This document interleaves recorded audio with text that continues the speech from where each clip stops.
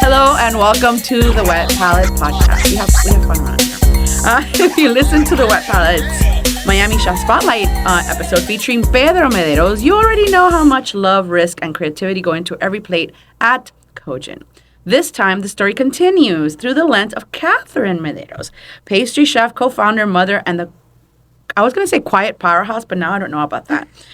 Quiet-ish powerhouse shaping Kojin 2.0. Welcome to the podcast, family. Thank you for having me.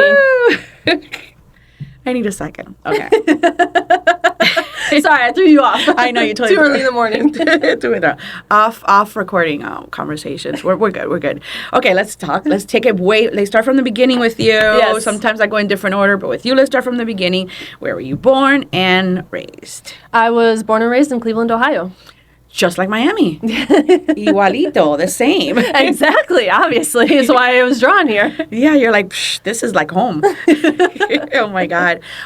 Do you go back often now, or? Not nearly as often. I was like, we make it back once, maybe twice a year. Ironically, these last 2 years, I've gone back 2 or 3 times for different family emergencies. Oh, no. But I've gotten to see everybody, so it's been nice. My kid finally went up there this year for the first time in August. So he got to meet my siblings and see where I grew up, which was pretty nice. What is something you miss from there? Oh, seasons. This time of year especially. I don't know what that is. I know, it's a foreign word here in Miami. What is seasons? Trees, changing colors, not just brown and green. Okay. Pumpkin patches. Y'all have pumpkin patches on With palm trees. Palm trees and plastic tarps down here. I don't know what the heck is going on. And it's like 90 degrees. Yeah, it's sweating. No, I want my fuzzy sweaters and boots up to my knees. I really miss the seasons. And then just, holiday cheer. Like Christmas time down here, it's great. It's cool. You see Christmas lights, but it's not the same as being back home. What is snow? I don't know. Yeah, right? I mean, we have trucks that bring it and, fake flurries for the kids. For 2 seconds. Yeah, with the palm trees in the background. Yeah. Palm trees in the background, still at least 70 outside. I just posted a collage on my personal Instagram that has my kids like 10 years ago in a Florida, obviously, pumpkin patch. Mm-hmm. And they both had like long hair. Their like hair's like stuck to their head because they were sweating so much, but I had them in like the fall outfits. Yeah. And, you have to take the pictures fast because if not... Yeah, no, you're just done. Sweat. The first year I was down here with Pedro, and I was so excited. I was like, yes, it's fall. For what? I was just so excited. I was like, I found somebody with a pumpkin patch. Oh. I didn't expect to find one down here, so I was like, they've got a pumpkin patch. And I go down there, and it's literally black plastic tarp. Right. One pumpkin every, 2 feet spread out. And they're like, go pick.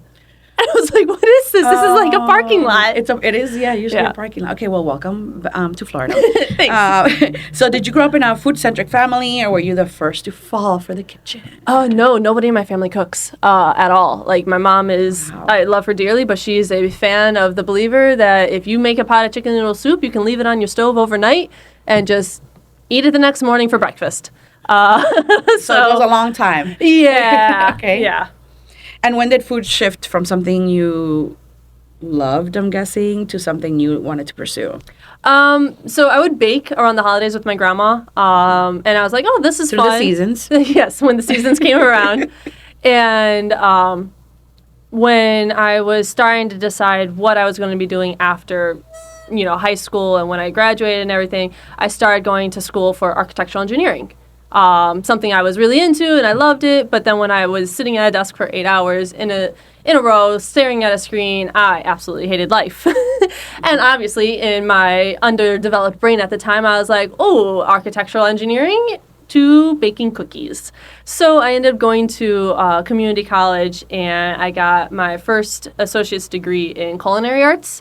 I then continued on and got a certificate for baking and pastry. And then I was like, well, if I'm going to do this, I might as well get an actual degree in it. And then that's when I went to the Culinary Institute up in New York. And how long were you there?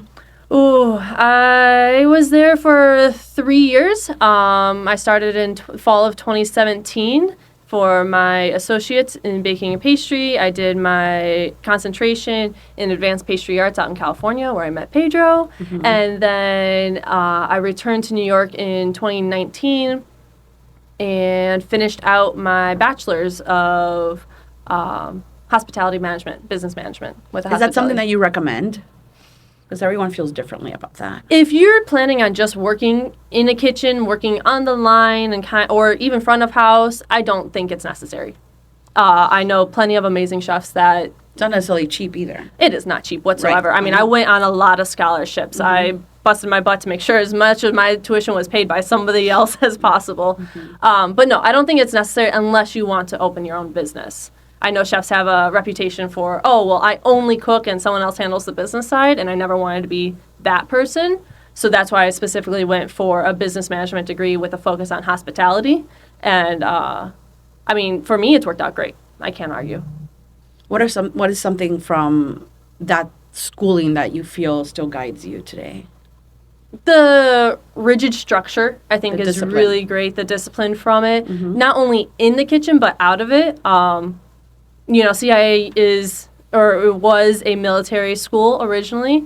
It's meant for veterans, so they kept that kind of structure and that discipline. So when I was there, it was something almost foreign to me. Even though I was, raised by two military parents, it just didn't translate quite the same. So when I went to school and I started doing my academics specifically outside of the kitchen, the same structure and discipline that was in the kitchen translated over to academics, and I've kept the same systems and everything in place, and that's how we run our business now. So if Pedro was here, he'd say, of course, military, yes. that man. But he's not here. He's not here. Yeah. He's not here. Hi, Pedro. Did you ever consider going into savory, or is that it was like never an option, or for you, you just weren't as my interested? main focus? No, it was never an option. I mean, it's great. I love it. I'll eat it any day of the week, obviously. Right. But for my specific desire, no. I love pastry. It's much more of a science. It's more exact. Yeah. It's a lot more technical. If you mess up your beurre blanc, you can kind of just mount it with a little bit more butter, a little bit more salt, fix it here and there. You mess up a cake and it falls flat on its face. You got to start from the beginning. That being said, though, being a pastry chef is not easy. There's not many opportunities wherever you go. So I have worked a hotline for a majority of my career, even as supplemental to pastry or in exchange of. So I can work every station in the kitchen, from dishwasher through garmo, saute, and my favorite is expo. That's where you normally see me at the restaurant. Right. and I never hear you. That's why I'm kind of like quiet-ish, quiet storm. No, she's like, if you only knew what I'm saying under my breath. Oh, no, the guys in my kitchen will tell you otherwise, but the guests should never hear it. We can't hear you. I've never heard you. And actually, I don't see your face either. So you could be like, that's you're like, fair. Get it done. Get it together. Oh my gosh. So you've jumped on the line at Kojin, I'm guessing. Oh, so at some point you're like, get out. Yeah. I got it. Our original Kojin, I used to run it with just Pedro and I. I know. So that was a lot easier. Yeah. This one, it's a little bit more. I mean, there's more to the business side. An actual kitchen. There's an actual kitchen now. Right, our team is larger. So we just put out a new menu recently, so I don't know all the pickups. Okay. And, that's something I try really hard to know at least majority of our menu, and right now I just don't. Between pastry and admin and front of house, I'm stretched so thin, so every now and then when they're like, hey, jump on the line, I'm like, okay, but you gotta talk to me. Right. We gotta figure it out. Expo fascinates me. I love it. It's my favorite position. I mean, I'm kind of like, how? How? And then I see that sometimes it'll happen where I'll get up to go to the bathroom and panic, strikes whoever's running or and I'm like, I'm so sorry, I was holding it, but I have to go because I know that the rhythm was just right. Yeah. It depends what kind of restaurant, right? Exactly. Some restaurants don't care. They just come and put it down whether I'm there or not, or me or whoever. And but sometimes I'm like, I'm just going to wait until I take the last bite and then I'll go because I know they're getting ready. Yeah, sprint right in between. Right. But sometimes I'm in the middle of saying a story or something and I'm like, I'm just going to go to the bathroom. But as I'm doing it, I realized they were about to turn around I'm like, I just messed up the whole rhythm. I'm so sorry. Hey, I mean, my team is amazing, and that's one of those things that they're trained on. If the food is up on the pass and there's nobody at the table, my kitchen messed up because they're not paying attention. Expo messed up because they're not looking around. And if a server puts food on a table and there is not a guest there, oh, they have a rough night coming because that's even I cringe when I see it happen. Right, I'm like, oh my God, they didn't do that. Exactly. And TGI Fridays, wherever you are, it doesn't matter. But when you have food that is at a specific temperature or different things like that, it's really important to get it right the first time. It is. I just saw. I was just at a restaurant a couple days ago, and they put the plate down, and this little cute shaved pear thing they had on top, like a little flower, like tipped over. But I have my camera ready. Of course. Right? So of course I see the guy's horror because he knows. So I made eye contact with him, and I took the rose and I just put it back, and he's like, like, because I don't know if he thought I was in a photograph with that. Well, that's the thing. Yeah. I'm like replating everything. I'm like, don't worry, I got you. Well, he can't reach over and touch your food. He can't touch my food. He'd lose his job immediately. But it was like an awkward 2-3 seconds where I looked at him, kind of acknowledging, I know what just happened. It's okay, I got it. I picked it up, and then he kind of had like a sigh of relief because then, of course, my flash came on, and I'm like taking my picture. Yeah. So now it looks perfect. It's all good. It's back to perfect. Yeah. Oof. Okay, so let's go back to where it all began. Yes.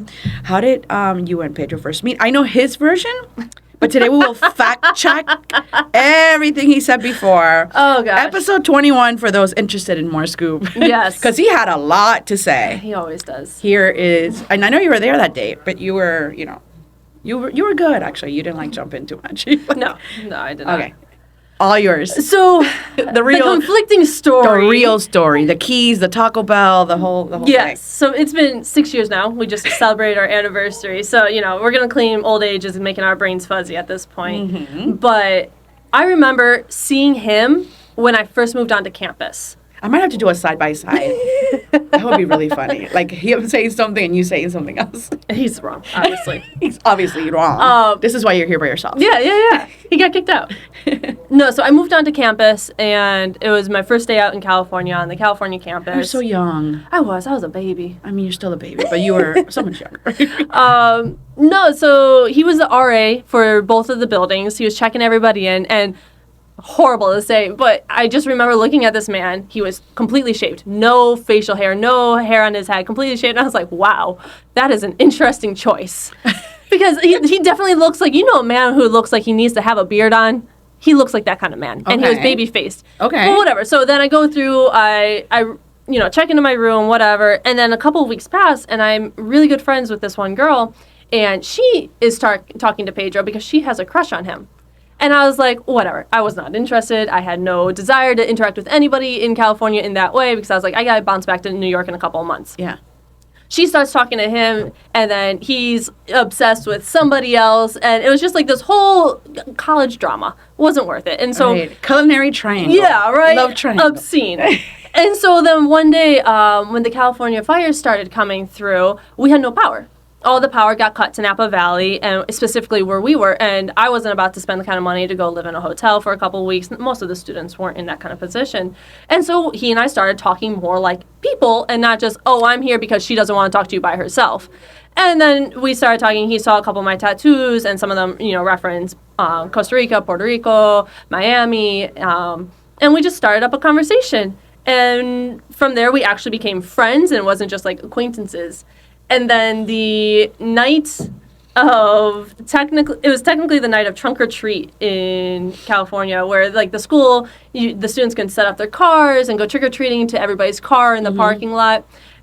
They do that in college. It's weird. When you're bored and there's nothing to do in the middle of Napa Valley for the kids, basically. Right. Yeah.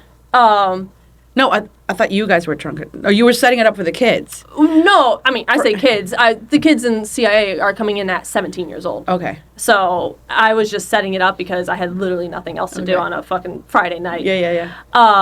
There was this one very creepy kid who came over in a trench coat dancing with an inflatable alien. Okay. And he kept like jiving closer. There's no better word for it. And so I stood behind Pedro.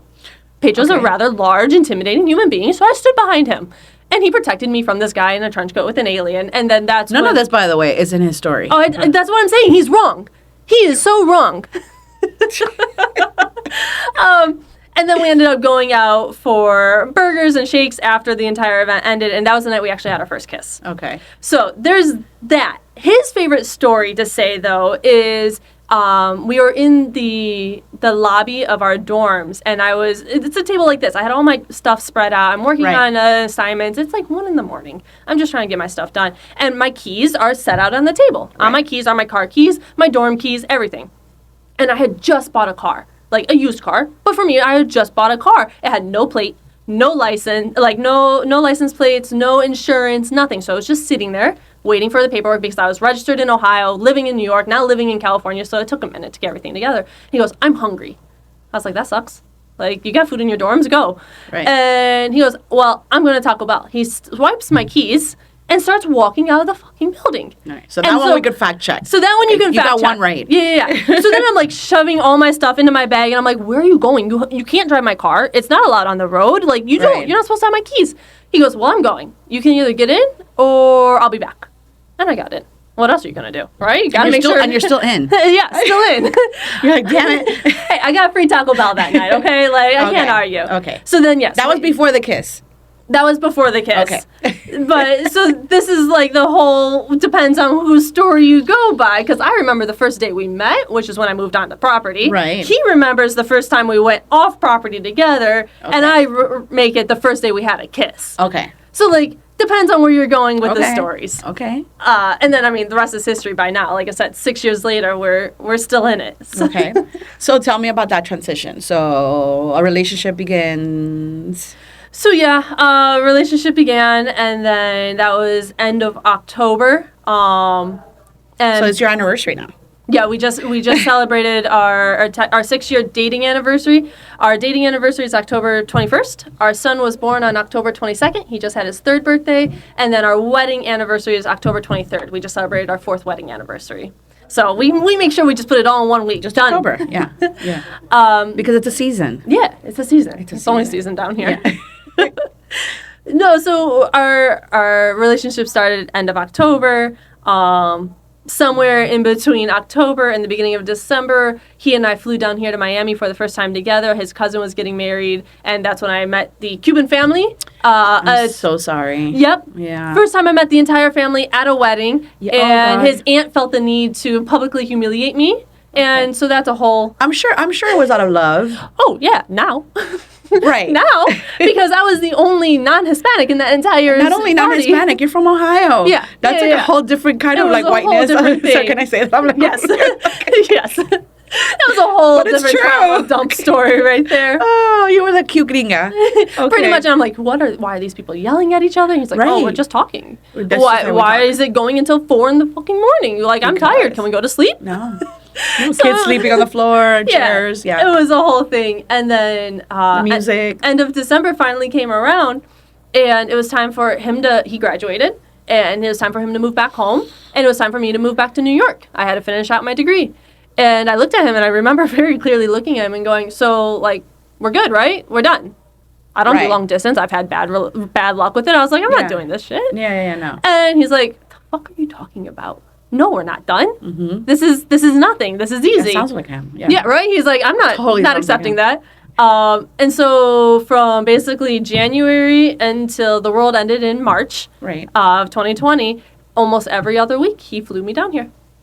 And so I spent every couple of weekends here in Miami. Aww. You know, he was working at Alter at the time, so I got to know the team over there, and we started getting the house ready. We were living together in his house, and then when the world ended in March 13th, Friday the 13th, I remember that date very specifically. Yep. I was informed that my housing, my job, and school would all be canceled, basically, for lack of better terms, right?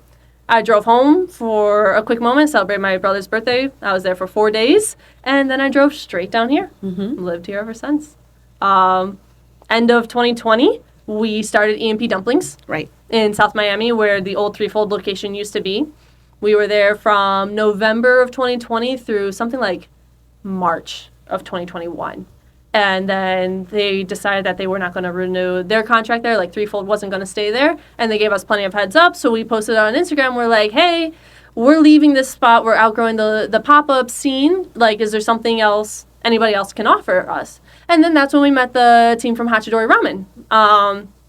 He was like, hey, I've got a restaurant over in Little River. I'd love to see what you guys can do with the space. We go there, and again, Pedro has another amazing, funny story about his first reactions of that space. And we go there, and we're like, yeah, this looks awesome. It's a 10-seat counter. It's a space just for ourselves. We didn't have to, pull pots and pans out every other day when we were there. Right. And then we did a tasting menu there for 2 years, which is crazy looking back now. I'm like, A, that didn't feel like 2 years. And B, like, 10-seat counter, we had no stove. We had no anything. We had 2 IKEA induction burners. You've seen that setup a handful of times. And yet 6 months later? 6 months later, we were going for it. So, we were there for 2 years. We were supposed to be a 4 to 6 month pop-up. We lasted 2 years, and we decided we were outgrowing the space itself. But the Michelin Guide. Oh my gosh, yeah, that was within 6 months. Yeah, the Michelin Guide came out. Thank you. Again, I don't know what's going on anymore.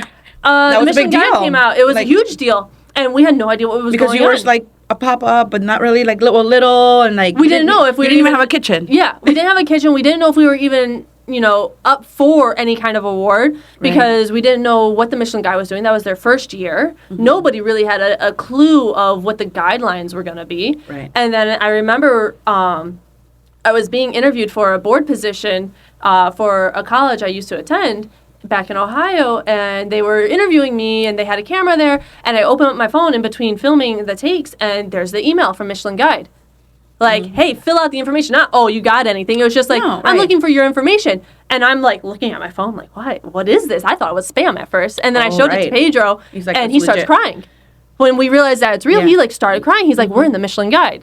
So then it was like that weird waiting period between when we got the email of, give us all of your information. Right. And when the ceremony came along of, okay, are we recommended? Are we getting a star? Right. We had so many people come in and convince Pedro specifically, like, we were getting a star. Mm-hmm. And I'm like, there's no way. We didn't have a bathroom. Like, you had to go through 3 doors to get to a bathroom. We didn't have a kitchen. I was like, that's why. The bathroom was outside. And you had to go through 2 locked doors to get into the it. code. That's right. That's right. Outrageous thing. Yeah. And so we spent that weird waiting period kind of in limbo.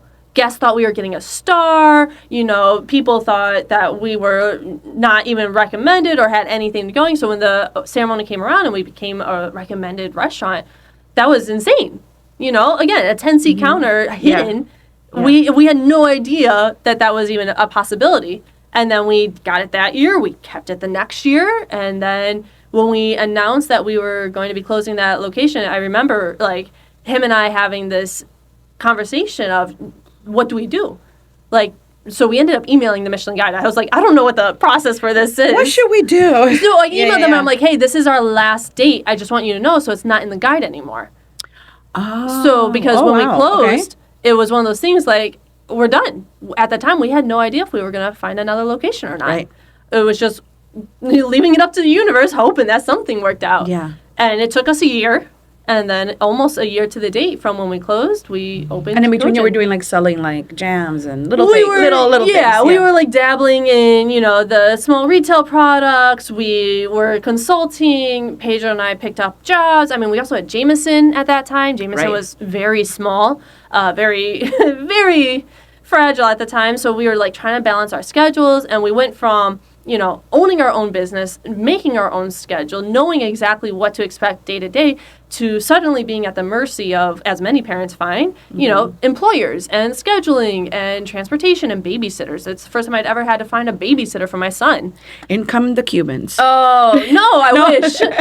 Pedro's mother is amazing, but she lives all the way down in Homestead, so she would only take him certain times because she works. Right. So, like I said, we had to find like an actual babysitter. Right. And so it was like all these weird things, and that was like the longest year of our life. But in the middle of everything, I was going to school. I was, we were trying to figure out if we were getting a location. Then we found a location. We lost it. Like, we went through the process of falling in love with the space and then losing it. Whether it was funding or somebody else wanted the space or, something just didn't work out. So when we finally found our current location, we were over the moon. Not only was it a relatively good price, it was the size that we wanted. It was in the Gables. But it's right on the edge, so it's not, Miracle Mile. It's not Giralda, where it's pretty accessible. It's very accessible. Yeah. Parking's not ideal. Yeah, but I've never had a problem. But that's the thing. At night when you come, because it's great. all offices, so at night it's all empty. Yeah. Never once. So that was the thing. We spent 2 months, 3 months maybe, renovating the space ourselves. Again, we had no idea. I didn't know what contractors to find or who does this or who does that. Mm-hmm. So we took a very hard crash course in that. We painted the walls. We built the furniture. We did everything. And then it was time to open. And Pedro and I just looked at each other and we're like, here we go. Okay, we're starting again. Here we go. And, And that was when? We opened in July of 2024. 24. Yeah, so we've been open for about 1.5 years now. It's been a whirlwind. Like I said, that year of waiting was the longest year ever. I mean, we had Jameson. We were finding jobs, trying to cover bills. I was still going to school. I was going for my master's degree. My brother-in-law was killed, so we were like flying back and forth. Pedro and I were trying to get our health under control. It was just a lot of things. So by the time the restaurant opened, we're like, it was almost a breath of fresh air to be like, okay, this is what we're focusing on now. Right. And let's find a new chaos. Yeah, let's find a new one. Just keep adding. Yeah. And so when we opened, everything was, I think you're very loved in the community, and those who haven't found you will find you now. So I think everyone, myself included, was just happy to have you guys back. It was so nice to be back. And with a real kitchen. Yes. Oh my gosh, our kitchen's huge. Yeah. It was just so nice to open those doors and have guests come back in. The same guests that have been with us since 2020 for the dumpling pop-up or Kojin or the original Kojin. Mm-hmm. They came back in and they're like, wow, it's like seeing people grow up. We kind of went through our little steps, and it's absolutely been fantastic. We've got an amazing team. And, there's restaurants usually have a high turnover rate. Of course. But we've been very lucky that most of our team, when they come in, they're staying. And if they are moving on, they're moving on to positions better for them, which is something we've always told them, like, if you need to move on, no hard feelings. Right. Do what's best for you, whether it's more money, closer to home. Yeah, I walked into Dojo, and I'm like... Yep, Chris is there. I walk into the kitchen at Dojo, and I'm like, wait. What? I'm like, no. Am I thinking wrong? I'm like, you're not supposed to be here. He's like, I know. No, we had a whole conversation. We were all very sad to see Chris go. Of course. He was I was just thrown off. I'm like, I'm not, what? Yeah. What's happening? Yeah. Because I had just been to Kojin. And it was literally from one week to the next. Right. I felt like he was a core part of our team, and he ended up leaving. But he talked to us, and he's like, look, I've been with you guys for years. He'd been with us for 3 years. He's like, I know how you guys think. I know how you operate. And he hadn't really been in any other kitchens. He looked at us. He's like, I want to learn more. And we're like, go for it. Okay. We're never going to tell you not to. So if you ever need anything, and we still talk to him. I mean, we just saw him on Jameson's birthday. He's not, who was the chef that you sent to culinary school, or you sent? That was him. That was him? Yep. So he was working with us, and then he went to CIA. When he graduated, he came back with us. He helped us open this new version of Kojin. Okay. And then he was like, all right, I think it's time for me to take another step. And he's been killing it over at Dojo. I mean, we've dined there 3 or 4 times now. I love Dojo. Go to Dojo too. What is, how long from when you opened to when the Michelin Guide came around again? Oh my. All right. So we opened in July of 24. Because it was almost like you kept missing that window after. Because you got the recommendation and then you closed. Yeah. And then they came back again, but you guys were closed. So now you weren't up for it There was that third year, I think the guide came out, we were closed. And now the fourth year, maybe I'm missing up my numbers there. Yeah. But no, 22, 23. Yeah.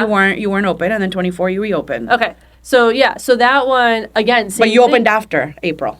Yes, we opened in July of 24. Right, July. So then the guy didn't come back until now, right? So that answers my question. April. Yeah. Now that we did talk the math out, we're good. But again, we got. So this year it was even weirder because we got another email. But this time I knew what to expect. I filled it all out, and I waited a day or two before I told Pedro this time. Good for you. Because I was like, let me get everything under control. Like let's figure that out. So then I told him. And then it started a whole nother thing because, as you know, and as you reported on, there were invitations going out. There was speculation flying around. Yeah. So everybody, it used to be that if you got the email that invited you got a star. And I was like... Right, or a bib. Or a bib. Right. But when we got the invitation, I was like, I know we're not at a 1 star. I would love to say we are. I mean, I want to have all the confidence in the world, but, we'd barely been open. We weren't at a 1 star level yet. And then, again, same thing. People started understanding that, Michelin Guide's coming around, all these things, and they started hyping not only us up, but our team up and everything like that. And they're like, you're getting a star, all these different things. And so we're all trying to be very realistic. Pedro and myself and our team, we're trying to be like, hey guys, like nothing is set in stone until we are in the middle of that ceremony. Right. And so, of course, we saw you. We went up to the ceremony. It was absolutely amazing. I've never been up there. I've never been to a ceremony. I've never even been at Four Seasons. That was like an amazing You had the new shoes. I had the new shoes that gave me 2 blisters in 20 seconds. I was laughing so hard at that. Yeah, I mean, you know, the second the ceremony was over, I ran back to our room and I put it on my sneakers. I was like, done. heels on. I do not wear heels. No, so then we got, you know, called up as a recommended, and now we found out that we got a plaque, you know? I know. And so it was cool. one of those most amazing feelings, being surrounded by other people, not only from Miami, our friends in Miami, but everybody from the state of like, hey, we did it.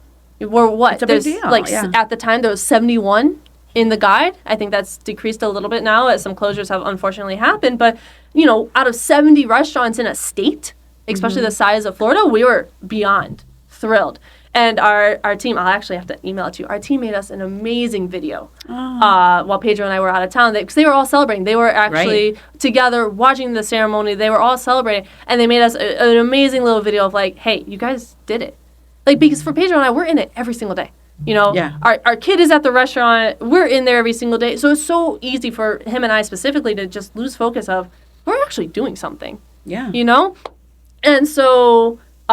they made us this amazing video that we came back, and I actually apologized to our team when we got back. Like, I was personally upset because I was like, I feel like we let them down a little bit by not getting a star. And I know realistically, I know, right? Now when I'm I'm pulled out of it, like now I'm like, okay, well, we were barely open. Mm-hmm. I knew we weren't getting a star, but it's still one of those things, moment of, I was like, hey, I'm sorry you guys were so hyped up thinking we could have, and we weren't. But honestly, the recommendation's been amazing. Not only is it an amazing accomplishment for us and our team, but it's pushed our team because they're like, we did this in less than a year. Right. Right? And so in less than a year, we got this far. What can we do in 2-3 years? Right. What can we do now that we know where we're at and where we stand? Let's keep pushing it. Mm-hmm. And I mean, it's been a minute since you've been into the restaurant, but even in the past few months, our team has consistently kept pushing themselves. And it's so amazing to see them driving that ambition rather than Pedro and I like harping on, okay, be better, do more. Right. And they're like, hey, actually, I've had this idea. Can we do this? Or I want to do this. How can we make it even better? Right. So it's been a lot of fun. And the Michelin Guide, like I said, the recommendation, absolutely amazing. It's only pushed our team and us to do even more. Did you see a change in like reservations and or people? I know Miami's been weird. Miami's very weird. Well, we're weird. And then, that happens in April, and then we're going into like summer, so it's kind of like yay. But I just wonder, going into summer without the recommendation, and then going into summer with a recommendation. I mean, I can't speak a little bit of a difference. On both sides, but I mean, we have the plaque up in our restaurant, obviously, which is huge, by the way. It's massive. It's great to see. Like people, I know they allow restaurants to come up with their own as long as they use logo branding guidelines. Mm-hmm. But that has lent itself in the past, as I've reported, to fake. Yes. Blurred line, fake plaques, and stuff like that. So it's so great. It's great that we actually have Michelin, an official that everyone that was recommended last year got an actual non-fake plaque. Well, because originally, before we knew that we were going to get a plaque, Pedro and I were like, oh, well, no matter what, we'll just like take a photo of us at the ceremony and we'll put it up in the restaurant. Yeah. Like just a nice touch that was there. So then when we got the plaque and we're like, ooh, this is awesome. And our space actually just landed perfectly. It's right there. It's above the past. Perfect. It's great. Little reminder. I wish I can't speak to both sides with and without it for the summer because we weren't open long enough either way. True. But I did not see people coming in specifically because of that. Okay. It was a nice bonus when they're dining and they're like, oh, hey, like, that's a Michelin plaque. And sometimes people aren't as familiar, so they're like, no, you got a star. Right. And I'm like, no, 100%. We're recommended. We're amazing and thrilled to have it, but we are recommended. And we even have it, on our website, on our menu and everything like that. I think the thing that helped us the most this summer was Miami Spice. Everyone's saying that. Yeah. Miami Spice. Everyone's tastes so like happy Gables. with Miami. Oh, that because Coral Gables does their own little preemptive to Miami Spice. It's like 65. Similar. I think it was 55 this year or something for us. You have options. So we did Taste the Gables, immediately followed by Miami Spice, and that is what pulled us through the most of the summer because it was a very brutal summer. And even with that, we still, saw immensely lower cover counts than what we wanted, first of all, and for what most of us are expecting for Miami. So shout out to GMVCB because Miami Spice saved us this year.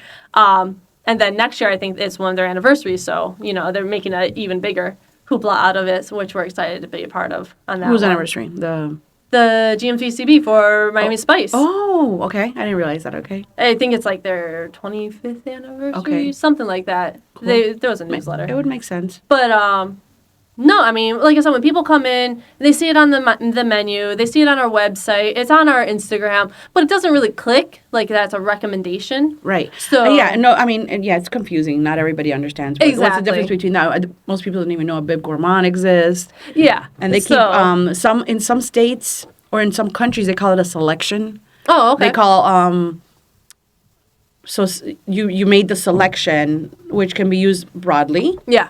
Because you're also a selection if you're a star. But then, no, you're just selected. Oh, wait, what? Yeah. What's the difference? So it gets confusing. Yeah, a little bit here. See? I told you the hair goes crazy. There you go. Thank you. Okay.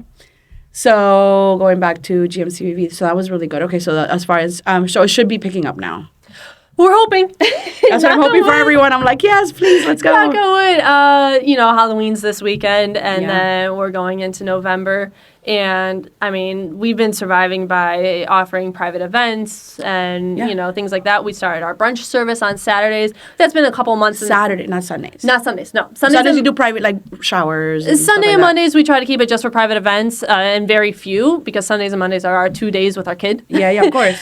So, but Saturday brunch from 11 a.m. to 3 p.m. has actually been really fun. Okay. It's a great change up for our team. It's a lot of a lighter, introduction for people who aren't quite sure what Kojin is. It's like, brunch food. This is just our take on it. Yeah. And it's cheaper. It's earlier in the day. You don't have to find a babysitter because it's a lot more family friendly. Mm-hmm. So, like, that one's been really good. And then starting in November, we're actually only going to be open Wednesday through Saturday.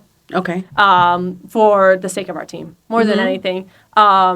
Business has been a little bit slow, and I want to make sure that I'm able to give all of our team their hours.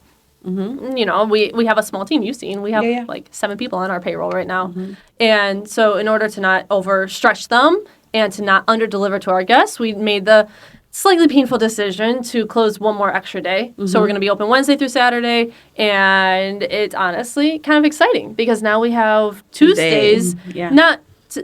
Most of our team is at least getting a half day for that day, but Tuesdays is when we're doing like our R&D.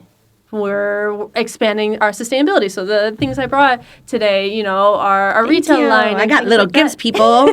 Woo! So like Tuesdays is now our fun day to kind of like reignite the creativity that we've kind of been losing as we are struggling in the day-to-day. Like I said, Pedro and I are there every single day, all day long. So now Tuesday is like that breath of fresh air back to be like, hey, just what fun projects do you want to do? And our team's invited to come in at any point in time. You want to try something? Great. Let's order it. Let's do it. So I'm excited for that one. Starting next week, we actually get to have that kind of fun again. What are you excited about menu-wise coming up? Ooh, so it is fall. And it is? Fall. I'm going to put that in quotations. It is fall. And so fall flavors for me, like back home, are warm and cozy, like caramelized apples and all those things. So we just switched our tasting menu. So for pastry, we have caramelized apples with a fish sauce caramel, a whipped whiskey ganache, like it just fall in a bowl. And then I wanted to do the exact opposite because we serve 2 desserts for the tasting menu. The exact opposite now, it is matcha and pistachio and it's ice creams, caramelized sugar. So it's a lot lighter, but it's a great contradiction to each other. Here's a really cold dish, here's a really warm dish, finalize out your meal. And, Pedro just put on dry aged duck again. We have a dry aging program in the business. We finally got our dry ager in that we've been dying for. So we have dry aged duck. We have all these amazing hearty flavors. We're working with all the local farmers, What Produce, because here in Miami, fall doesn't mean the end of the growing season. It means the beginning. Right. So we've been going on tour farms and everything, seeing what they have and what, is coming into season, starting to plan out the menu that way. And it's actually been a lot of fun because summer, everything kind of died out. So now we're like, here's everything. A new bounty. Here's a new bounty. Pick and choose what you want. Yeah. We're excited. That is exciting. Let's go back to the name I meant to ask earlier. It centers around the Japanese word kojin, meaning personal and individual. Yes.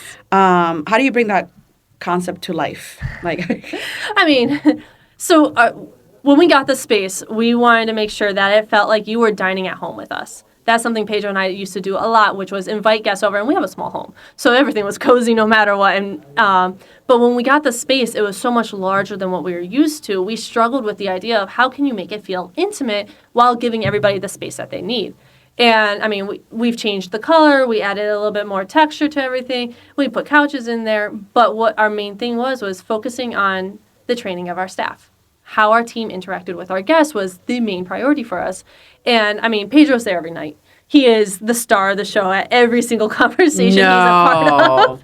I know you don't have experience with him, and you're not familiar yet. I know he's so shy. He's very shy, very reserved. Yeah. So he definitely brings a lot of character into the space itself, and he is a main draw. Yeah. But we wanted to make sure that our team greets you by name if you've been there before, if you've become a regular. We have a regular who specifically requests that one table off in the corner because that is where they feel most comfortable. Okay. And we know that the second their name pops up, they get their table, everybody's happy, right?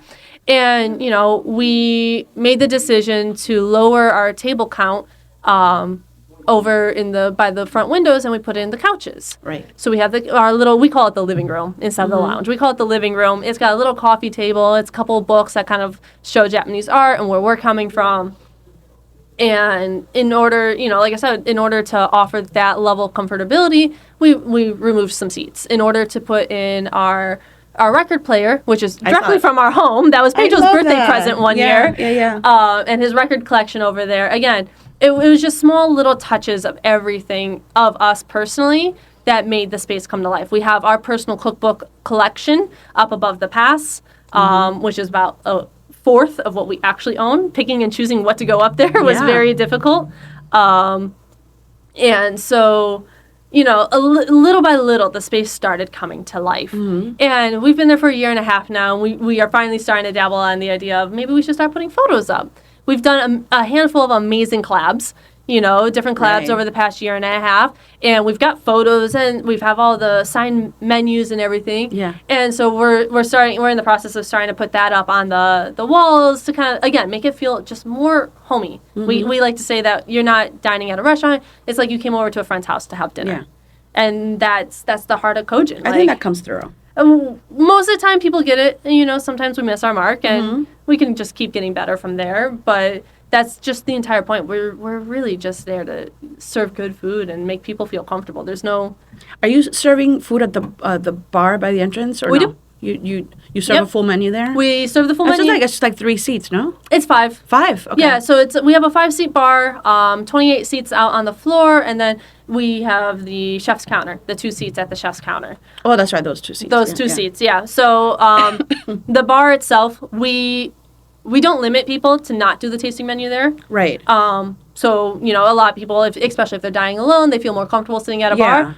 No problem. We let them. Honestly, you want to eat good food, enjoy the good food wherever you're most comfortable.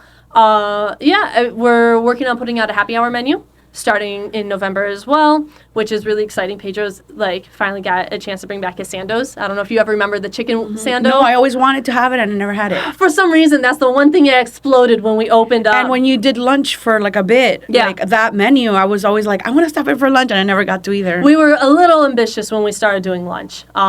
Personally, for Pedro and I and for our team, we just did not anticipate the number of hours and dedication that it would take, so we very quickly had to backpedal on lunch a little bit on that one. But the menu that you had put out for lunch, I loved it. I ate it every day for lunch personally. Right. But we're bringing some of those aspects back for happy hour now. Okay. So from 5:30 to 7:30, we're doing happy hour over at the bar specifically, but across the entire dining room if people are wanting it. I like that. We're excited for it. I think you guys are doing so good. Let's talk about a new, well, not new favorite topic, but something that's you've been working very hard on, the sustainability and the minimal waste, which is part of Kojin's DNA. Tell me about that. By the way, side note, I've like completely just forward every single question. I'm like, so now I'm like going to be jumping back like, what was I going to ask? I'm just sorry, off topic. No, it's great. It's great. I just go with your flow. So I'll get back to these. I'll make sure that I didn't miss anything. But yeah. Yeah, so sustainability is always one of those things that I've really loved. I didn't really know how to address it or how to kind of delve into it. So in, 2021, I had originally applied to do my master's in sustainable food systems, and I got accepted. A week and a half after I got accepted, I found out we were pregnant. Mm-hmm. So and this was in the location. Oh, this was in our original Kojin location. Yes. No. Like, where did you do the studies? I did my sustainable food systems in CIA. I went back to my alma mater. Mm-hmm. Yeah, so this one was online, thankfully, except for 3 residencies. So I spent a week out in California and then 2 weeks individually out in New York for this degree. I just graduated in August. Thank goodness. That's the last time I was done. There, because you had just graduated. Yes, I finally graduated. But I decided, Pedro and I had a conversation, and I was like, look, this is something I'm really into. It's not going away. Because at first I was like, maybe it's just a phase. You know, you get really into a project. Pedro's been really into one thing. And we were like, well, let's just leave it be. And then, so I applied in 21. I ended up withdrawing my application. Jameson came around, and I was like, no, this is something I really want to do. And if I don't do it now, even with the newborn, like, I'm never going to do it. So we dove headfirst into that. I went to school. I did my master's in sustainable food systems, specifically with a focus on small independent locations like ours. And throughout the entirety of that program, I used Kojin as a cornerstone. Our original location and our new location, because I opened up during my program. And it has been amazing to see that guests are as receptive about these initiatives that I want to implement, and our team is excited about it. So in Kojin, we not only compost all of our food waste, we recycle all of our glass bottles. It gets turned back into sand for beach restoration. We recycle all of our cardboard, and those are just like the 3 main initiatives that we started right out the gate, basically. And since then, it's just continued to grow. So now I have I call it my farm project. It's a shade house. It's about an 8,000 square foot shade house down in Homestead that no big deal. It's just 8,000 square. It's super tiny. So it's tiny. Minuscule. It's in my backyard. Mm-hmm. I'm slowly working on developing that. That's a guest that had come in. He offered it to me. His mom. It's a property that his mom lives on, and she's not keeping up with it. So he was like, "Hey, if you can do this, you can use it. Have at it. Let me know how I can help," which was absolutely amazing for me to hear. So we've been working on that for about a year now, and she's finally getting to a place where I'm proud of her. Okay. So we have the farm project now. And by that you mean the farm, not the mom. Yes, the mom's amazing. She'll let me know when like the weeds are getting a little too high or the flowers are starting to droop over a little bit. But the project itself, it's slow going. I'm the only one that goes down there. Nobody from our team has gone down there. Pedro helps rather begrudgingly when I need a little extra manpower down there. But it's been fun. It's, people say you do something that you love, do something that you're passionate about, and the restaurant is something I love, but the farm project has been something that is like my form of therapy. I get away from everybody and I still get to do something that's really wonderful. But from all of this, we started our retail products. So that one's been really fun working with our team to figure out, okay, well, if we have to buy a case of strawberries, right, for our strawberry jam that goes onto our flan toast. What do we do with the strawberry tops that you're cutting off? What do you do with the extra strawberries that don't get processed into a jam in time? What if you make too much jam and we don't go through it? Like, how are we saving ourselves from wasting every step of the way? So, from strawberry tops, we're making a vinaigrette, strawberry tops and lemon peel vinaigrette, which has been great. It's delicious. It went on one of our salads a couple months ago. The extra strawberry jam, we've jarred it up. We've become super efficient at learning the different canning processes. So that one's been fun. Produce-wise, we work with a lot of local farmers and our produce purveyors where if they have something that's on seconds, so things that are a little too ugly to sell in a grocery store, or they just kind of ripened a little too fast before they could get shipped out. What can we get from that instead of watching that go to either the garbage or compost? What can we do to make that? And we've gotten a lot of really cool projects out of that. We made umeboshi this year. We're about to start another round of vinegars with our scobies. Now I've gotten really I've nailed down the process, how to make soap out of used cooking oil. So that one's been really fun. My team's a little weirded out on that one. They're like, really? You want us to save the gross cooking oil after, you know, everything's been fried off? And I was like, yes. You're like, that sounds great. That's exactly what I want. Yeah, and now, as we were talking earlier, I've actually gotten into the sustainability community here in Miami. Good. And different initiatives and different projects, and people are very receptive to it, which has been great to see. I don't think we have enough of it. That's the thing.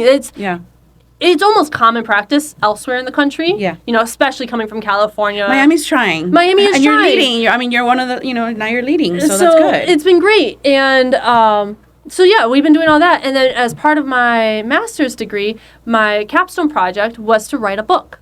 So I wrote a book specifically on sustainability within small independent locations. And most sustainability initiatives are focusing on, corporate locations, McDonald's, Domino's, these massive things where one small change makes millions and millions of dollars of a difference.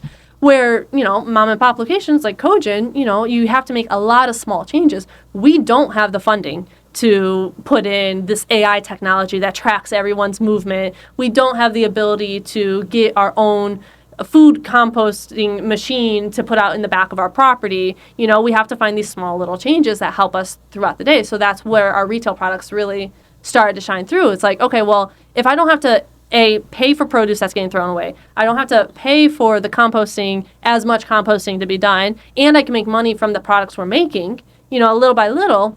So that book is still working on it, but that book it's been like a guiding book. Guiding light? It's been like a field guide for our team and how to do smaller steps. And I actually had the chance to sit down with Chef Patel. He chatted up with me. Chef Zach from Zach the Baker, he chatted with me. So I've been able to kind of like pick the brains of everybody that's been in the Miami food scene specifically and what they are doing and kind of like see what works, see what doesn't. Because these are guys that have been around for years. I've had my small little business for a couple of years now, but they've been here for forever. They've been the cornerstone of Miami. Yeah.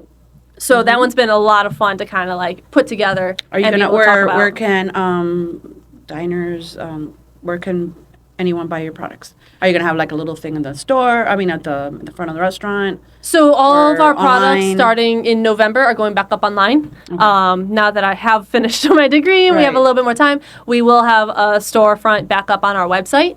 Products are available to buy in the restaurant if you want to pick up an order like that. But, we're doing small batches of everything. So everything's got limited quantities and nothing's ever getting doubled up. Or hot sauces, sure, but I have this pepper growing this season, that pepper that season. So we're really trying to make sure that, it's seasonal, it's effective. I'm not going to buy stuff just to make stuff. Right. And then say, oh, this is my sustainability it's with stuff. Whatever, right. So. It's whatever really, really was left over. Exactly, yeah. That's great. So a ghee Kojin. I'm just thinking, I'm like, how can I benefit from this? Are you going to do one of these? We talked about it, but he's got a full schedule. We've got a full schedule. I don't know how and he's doing it. And he does the farm dinners. Exactly. They just opened in Georgia. Yep. It's crazy. He's doing amazing. I was so thrilled when he was able to give me, 30 minutes of his time. I was like, please. Oh, I love him. And great. I was just so sad that Urba closed. I'm still mad about that. I was so sad to hear that. And, I get it. Business is business. No, It sucks. But. Of course. I'm still, mourning that one.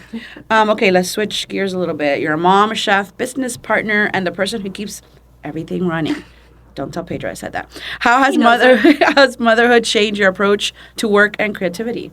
Oh, I'm a lot more tired now. I hear you. Yeah.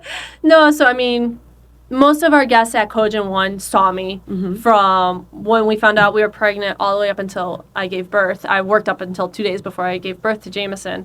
And then I took about a month off. And I came right back. I mean, there's photos floating around somewhere where I'm doing a service because one of our one cook at the time called out, and I've got Jameson strapped to my chest. I'm serving food to guests across the counter. It was a disaster of a time, but I mean, I loved it. Jameson has grown up in restaurants with us. Overall, I mean, it's been great, honestly. Not only do I love my kid, obviously, but getting to see him interact with the food system in a way that, like, Pedro and I never got a chance to. So, like, Jameson comes down to the farm with me. He sees plants growing, and he knows different herbs. If you pull the leaf off, and he goes to sniff it, or he goes, Mama, smell. You know, it's been a lot of fun.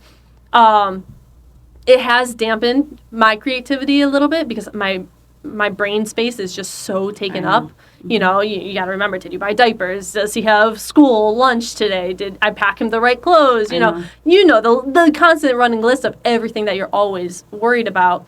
And then, you know, scheduling has been so hectic. He is in pre-K too right now. So, you know, we get up at 6 in the morning. I get him to school by 7. I go straight to the restaurant. I get to the restaurant by 8 o'clock in the morning. I'm there until 1 when I have to leave again in the middle of my day, go pick him up. Now we bring him back to the restaurant. He eats family meal with us, so we get to see him for like an hour and a half. And then I take him back home, drop him off with the babysitter, go back to the restaurant, do service, leave the restaurant by midnight, get home, eat dinner, shower. I'm in bed by 1. So I'm in bed by 1, and I get up at, 6:30 with him.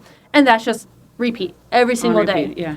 And so it's taken a while to get used to, hey, where is that work-life balance? Yeah. And that's why we have always said we are closed Sunday and Monday. Because Sunday I have my entire day with him. It's great. We go to the park, we go grocery shopping, whatever it is we need to do. But we have that entire day with him. And then Monday he goes to school in the morning, and then we have the evening together. So I am there for, bedtime, bath time, where most of the time during the week, I don't get to do that. Right. So, there are challenges of, okay, well, do I take on this extra event and get some more money for the business, or do I have a night with my son? Right. Do I take the day off of work and go to this mom and me event at school, or do I leave my team? Like, there's a lot of give and take, and I mean, by no means are we experts at this. We're still figuring it out. Yeah. I still mess up. I didn't send him to school with a headband on today, like for whatever fundraiser they're doing. It's taken a lot of mental energy away from the business, but it's also brought so much more liveliness into the business. We just celebrated his birthday at the restaurant. And guests were coming over saying happy birthday to him because I couldn't have him any other time. He went to school during the day. He was there during dinner service. So he had his little table during dinner service. I don't think anybody faults us for it. No. Sometimes it feels like that. Mom guilt kicks in, and you're like, oh, I could have done this better. I need to spend more time with him, or I need to spend more time with the team, right? So that one, it's been a lot. And then we've had the problem before that in this industry, I am a small, young female, and I do have a son, and I was going to school. So trying to have different conversations with different people of like, no, you need to respect me because not only is this my business, but I do know what I'm talking about, right? Like, I have 5 different degrees now of different variations, and all that is to do the exact same job of a man that's a few more years older than me who has none of the schooling. So it's interesting the way people look at you differently. I've brought Jameson to meetings at the bank with us. He sits there. He's very well behaved. He's very polite. But it's still, you're bringing a kid. Right. You're bringing a kid to a work function, right? So it's interesting to see who is and isn't okay with those kind of interactions. And unfortunately, as it is, we have canceled some business with different groups or parties because they're not okay with, hey, like, I need a couple extra days on my deadlines. He got the flu, he had COVID. Right. Life happens. Life happens, right? So it's been a learning curve, and we're only going to continue. And now he's officially reached that age of, are you going to give him siblings? Oh, that one takes a stake to my heart every day, and I'm like, no. I'm good. I'm good. He is more than enough, and I do not have enough energy. I don't have enough time in the Unless day those as people it are is. signing up to come work for free. Exactly. I'm like, unless you're going to babysit him and Shut the feed hell him and up. cook and Yeah. clean and, Mind your own business. Exactly. Shine your own light on your own damn life. Leave mine alone. Thank you. So, no, I mean, it's been great, but it definitely doesn't come without its challenges. I know. Who are your behind-the-scenes supporters, right? Every chef, all the chefs have a village, right? Family, friends. We have an amazing group of people who support us through everything. Pedro's mom and dad have been so unbelievably amazing. As Jameson has gotten older, now they take him every Friday and Saturday night.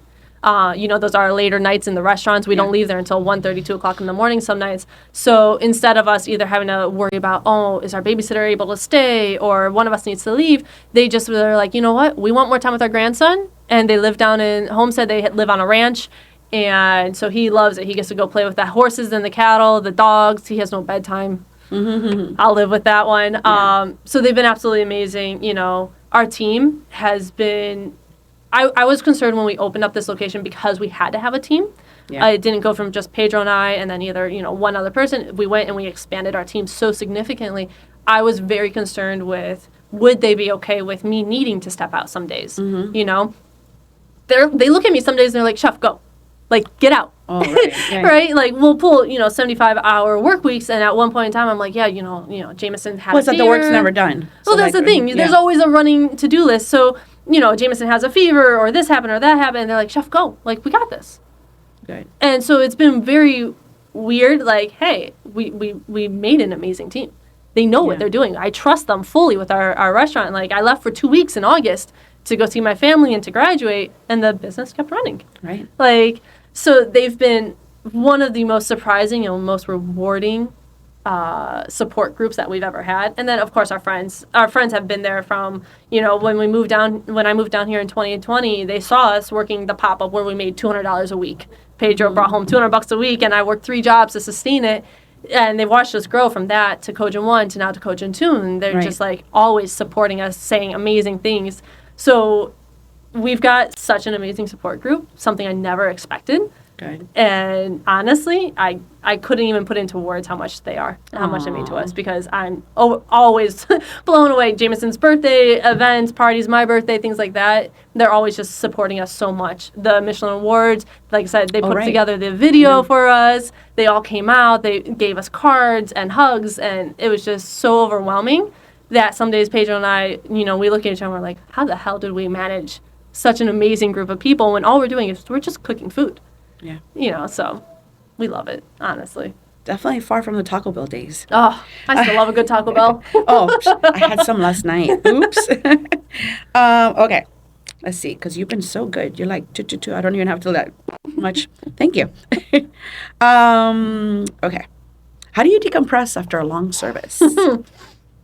So, something Pedro and I had to work on a lot when we first started working together was work is work and, personal is personal. When you're a husband and wife or, we were boyfriend and girlfriend when we started this business, we were still living together, it very much blurred the lines. Like, hey, we're at home sitting on the couch at 2 a.m. eating dinner, and I'm pissed at you because you burnt that one order of dumplings. Seems ridiculous now, but at that time, we're like, dude, that fucked us up for the night, all these different things. So once we finally, it took us a while, but once we finally got that, hey, work is work and life is life, as much as humanly possible, right? That helped a lot. And then for me personally, like I said, the farm for the past year has been mine. Like, I get up early at 6 a.m. with Jameson, I take him to school, and when I drop him off at school, I go straight down to the farm twice a week at least. And I'm down there for an hour and a half, 2 hours, and I turn my phone off. Like, I'll shoot Pedro a text like, hey, I'm at the farm. Right. And he knows. We're good. So for me, like, that has been really rewarding. Ironically, as you know, the list of to-do things in life are never done. So yard work at our home has been the newest project this year. We're redoing our front and backyard. So it's basically the farm work, just extended. And then pottery is something I picked up on the past couple of years. So a handful of our plates in the restaurant I actually made. That's right. And they have your they have my initials like carved into them. Yes. So I don't get to do that one nearly as much because I have to go to the studio and everything like that. But that one I really love. Tell me about the little flower arrangements. I love, every time I come in, I'm like, oh, it's the first thing I take a picture of. So we have love an amazing florist from the Flower Jar. He comes in once a week, brings us brand new, fresh flowers, whatever. We give him no direction. We're like, hey, whatever looks great and feels great to you, bring it into the space. They've all been amazing. They're absolutely phenomenal. So every week we get fresh flowers in, and then like, you know, special occasions and things like that. He gave me a beautiful bouquet for Pedro's and my anniversary, Valentine's Day. He took care of all the girls on the team, things like that. So the flowers it took us a while to get to that point. Pedro and I debated back and forth for a bit if it was worth the additional cost more than anything. Yeah. I don't think if I imagine that layout, just, you know, your tables and everything without it, it would look bare. Yeah. It really brings it to life. And the thing about it, for listeners that don't know, is these are not like actual bouquets. They're very minimalistic in design, by design. So you're talking a little stem, sometimes 2, 3 flowers at most. Yep. On your pottery, you know, I don't know. Is that the same? Those aren't mine. No, we bought those from another local. But there was one that had like your initials on it. There's a couple floating around. I have a couple of like little green vases. So I definitely sat at a table. I was like, because I was taking a picture, and then the K was. I'm like, I was like, is this hers? I'm like, yes. Yes. So it makes such a difference. It does. It really does. Now looking back at our photos from when we opened, I'm like, what happened? And it's not the same as just going to like, you know, wherever and buying flowers and putting it on some bowl. Exactly. No. And he brings in some of the most exotic, random flowers. And they're little. They're the cutest. They're cute and adorable. Yeah. And now we keep 2 large arrangements, one on the bar right as you walk in to kind of just bring that welcoming energy in. Mm-hmm. And then we keep one over by the record player as well. But they're always I haven't seen the record player one. Okay. What are your favorite Miami spots to unwind? Restaurants, cafes, beaches, hidden corners that you visit as a family, if any? Oh, we do not get out much at all. I figured. No, so, I mean, Threefold over on Giralda is our go-to for coffee. Every chance we get. My father was just in town. We actually took him over there for breakfast. Mm-hmm. Let's see. Dojo, Pedro and I have celebrated between Dojo and Zitsum. We celebrated our anniversary at Zitsum. We've gone to almost half of the Dojo collabs that they've hosted. Pedro was in a couple of them. Oh my gosh. We go to North Italia at Dadeland a lot. I know that's not, you know, anything fun or exciting, but Jameson loves it there, so we go there. That's really it. Oh my goodness. Now you're making me realize how little I actually get out and dine anymore. Maybe that's what we're going to start doing with our Tuesdays instead. Okay. Date nights. I mean, you could add it. It could be early, so you could still get some good night sleep. Quote unquote sleep. Yeah, sleep. I know. I haven't been. We went to Recoveco. Pedro and I went to Recoveco when they opened, and I recently took our Sam Valentina. Her and I went over there a couple of weeks ago, actually, right after they got mentioned in the Bon Appetit magazine, which was so exciting. The cover, their freaking cover of the magazine. Beautiful photo. Oh, no, so we went there and we like congratulated Nico and Tere, and we're like so proud for them. We snagged a 2-top right at the end of their night. They were amazing. They let us stay way later than they should have. I'm sure they were so excited you were there. Yeah.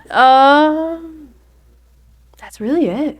I haven't been out recently. Okay, new goals. It's new fine. Goals. Next year, we're starting. Yes. So what do you want your legacy to be in this city, both as a chef and as part of Miami's evolving culinary story? You know, I never thought about that at all. Any kind of legacy, as far as I was concerned, was with my kid. As long as he grew up happy and healthy and didn't have a childhood he needed to recover from, I was like, hey, we're doing all right. But now as we're entering our 5th year of business in the city, Pedro and I are starting to realize, like, hey, we've been doing a lot. Yeah, 5 years in Miami is 10. Yeah, it feels like it too, let me tell you. 10 anywhere else. So, I mean, one thing I really just hope for Kojin, I know Kojin's not going to last forever. Like, it's just not in the plans for it to be one of those 30-year-long restaurants. Mm-hmm. But I hope Kojin at least shows that fine dining doesn't have to be white tablecloth, kind of service. We really make sure that our tasting menu, it is pricey because, at 11 courses, there's no other option. But we hope that our fine dining approach is just fun and accessible for a lot of people. And that, Japanese cuisine specifically is more than just sushi or, steamed fish on a plate. And we're just kind of hoping that as we continue to grow and evolve as a business in Miami itself, that we kind of just leave our footprint. Me for sustainability and us as a whole for the different approach to how we treat hospitality. Because, Pedro and I, we say this to our team all the time, hospitality doesn't start when the first guest walks in. Hospitality starts when our first team member arrives in the building. How we treat them, how they're starting their shifts and things like that. And that's kind of just what we're focused on and what we want to leave behind is, hospitality at its core, but with inclusion for everybody because it's just food. At the end of the day, it's literally just food. We're just cooking. We're just cooking good food that we want to eat and that we want to share with our friends. That's okay, sounds good to me. Okay, rapid fire palate cleanser. Ooh, okay. Just for fun. Favorite ingredient right now? Ooh, favorite ingredient right now is definitely pistachio paste. Oh, paste. Flavor that defines you? Chocolate chip cookie. Dish you'll never take off the menu? Pastry, we're never going to take the chocolate tart off, the triple chocolate tart. And savory, the chawanmushi. Good. Sweet or savory breakfast? Savory. Dream destination for pastry inspiration? Ooh, Bali. Yes. Song that puts you in the zone? Depends on the day. We range from horrible rap music to classical, so I have no answer on that one. Yeah. So what you're saying is silence puts you in the zone? Most days, yeah. Nobody bothering me. Completely empty kitchen sounds great. That sounds honestly. great to me. I would think that. Yeah. I love it. Okay, so from the first pastry she plated to the evolving world of Kojin 2.0, Katherine continues to craft not only desserts, but experiences that tell personal stories, one course at a time. That's a wrap for this episode of the Whet Palette Podcast. Now, you already know what I'm supposed to say, which is subscribe, rate, and share. And I know it sounds like the same broken record. Every podcaster says, right? But here's the thing. Those little clicks actually help keep the microphone on, the wine flowing, and the future sponsorship gods happy. So go ahead, rate the show and tell your food friends. And you can follow along on Instagram at The Whet Palette and visit thewhetpalette.com for more delicious stories. Thank you, Katherine. Thank you so much. For being you were like a perfect guest. I'm just saying. From my palate to yours. Cheers. Cheers. Bye. And don't be